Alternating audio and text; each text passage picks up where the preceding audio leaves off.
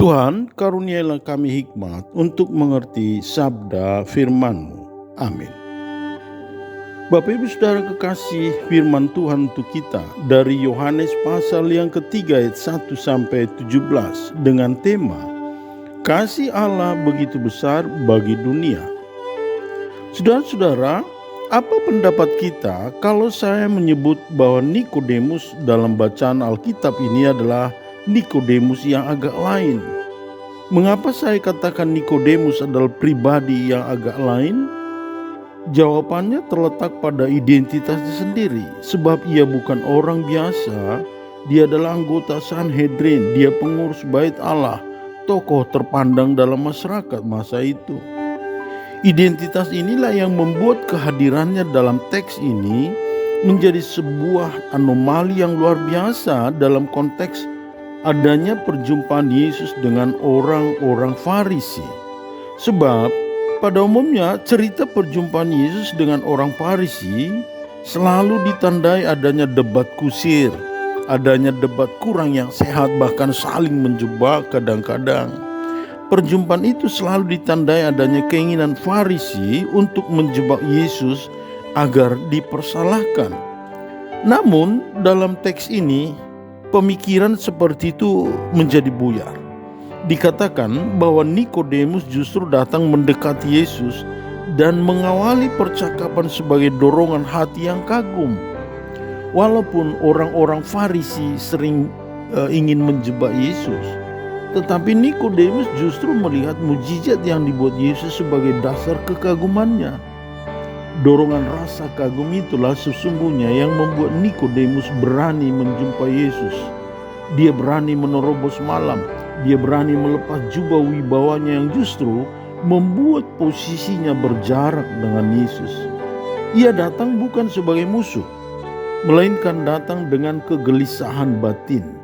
Ia datang sebagai orang yang sangat membutuhkan pemahaman mengenai pertentangan identitas komunitasnya dengan Yesus. Namun saat percakapan dimulai, di sini masalah mungkin. Yesus justru langsung melakukan cek cara berpikir Nikodemus, mindset, cara memahami Nikodemus mengenai kerajaan Allah. Yesus tidak menanggapi status religius Nikodemus, tetapi langsung menantang cara pandang yang bergantung pada keunggulan lahiriah dan usaha manusia dengan berkata, "Kamu harus dilahirkan kembali." Tentu saja pemahaman Nikodemus ini diwarisi dari tradisi Yahudi sebagai orang atau keturunan Abraham, dan juga tradisi pemahaman bahwa mereka memiliki Taurat Musa yang menyelamatkan.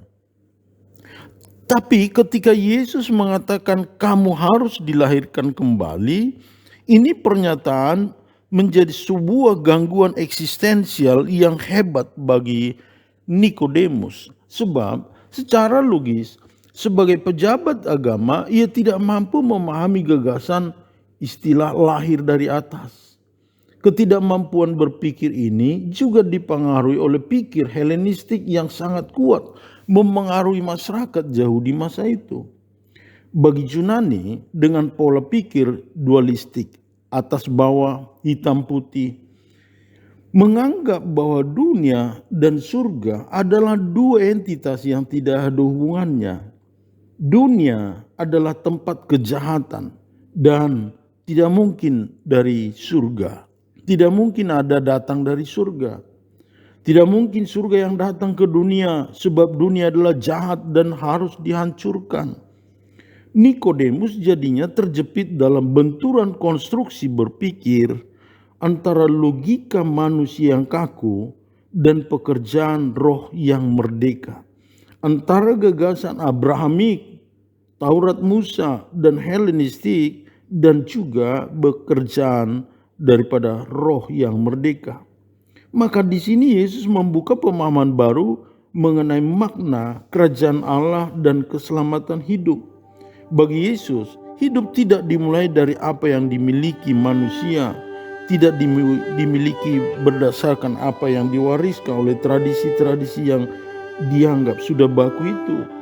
Melihat kebingungan Nikodemus yang terjebak di antara status sosial dan ketidakpemahamannya, Yesus kemudian menuntun pikirannya ke sebuah narasi sejarah dan kultural yang sangat mendalam, yaitu kisah ular tembaga di padang gurun. Saudara-saudara, kisah padang gurun yang sangat familiar bagi Yahudi adalah kisah yang sangat menggema di dalam spiritualitas yang menggambarkan adanya proses pematangan pemahaman dan juga proses pematangan iman orang Israel di padang gurun masa itu. Sebab mereka harus hidup menderita di padang gurun karena sesungguhnya itu adalah kedegilan hatinya yang memberontak hingga mereka dipagut ular berbisa.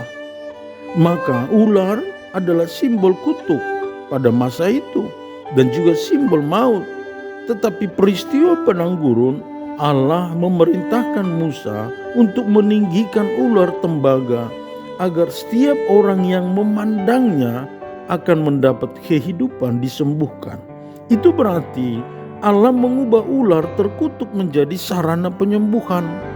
Maka secara teologis Yesus menyampaikan bahwa anak manusia juga harus ditinggikan.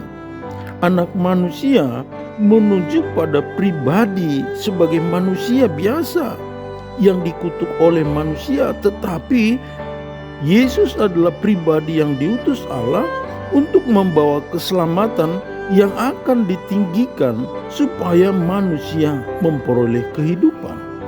Jadi keselamatan bukan lagi tentang seberapa hebat kita berusaha, tetapi tentang keberanian untuk memandang dan percaya pada rahmat Allah yang diberikan di tengah kegagalan manusia.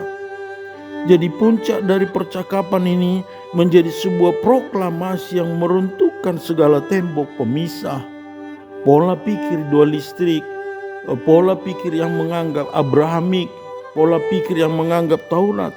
Itu diruntuhkan dengan deklarasi kasih Allah begitu besar bagi dunia. Yesus mengucapkan kalimat yang pada konteks masa itu sebagai pernyataan yang sangat menggema bahwa karena begitu besar kasih Allah akan dunia ini. Kata dunia menjadi berita pemulihan bagi siapapun yang pernah mengalami luka penolakan. Dunia menunjuk pada manusia dalam keterbatasan dan dosa, namun tetap menjadi tujuan kasih Allah. Bagi Yahudi, dunia yang benar adalah dunia keturunan Abraham, Taurat Musa, dan di luar itu adalah kafir, sesuatu yang harus dihancurkan.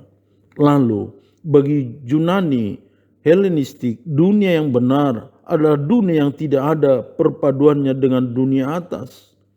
Lalu mengapa Yesus datang pada dunia yang jahat itu? Itulah karena kasih Allah yang besar. Dunia yang berdosa itu dikasihi karena kasih Allah dunia yang jahat itu dikasihi. Dengan kasih itu manusia menerima pengampunan dan kesempatan masuk dalam kerajaan Allah. Kabar baik ini juga ditujukan bagi kita yang mungkin merasa tidak memiliki garis keturunan darah biru atau kasta keluarga terpandang, sehingga kita sering dianggap rendah atau gagal menurut ukuran dunia. Yesus membongkar semua sekat itu. Ia menegaskan bahwa Allah tidak lagi melihat label Yahudi atau kafir, darah biru atau rakyat biasa, pintar atau bodoh, kaya atau miskin. Ia hanya melihat dunia yang butuh diselamatkan. Nikodemus datang ketika malam, membawa kekosongan spiritualnya yang merasa gagal memahami Tuhan. Namun ia pulang membawa benih terang bahwa Allah tidak membenci dunia yang rusak ini, melainkan memeluknya melalui anaknya Yesus Kristus. Ini menjadi seruan agar dalam kegelisahan, agar dalam penolakan hidup yang melukai, agar dalam hinaan dunia yang merendahkan, diberi berita anugerah bahwa kasih Allah besar, bahwa Allah mengasihi dunia ini, mengasihi kita pribadi lepas pribadi.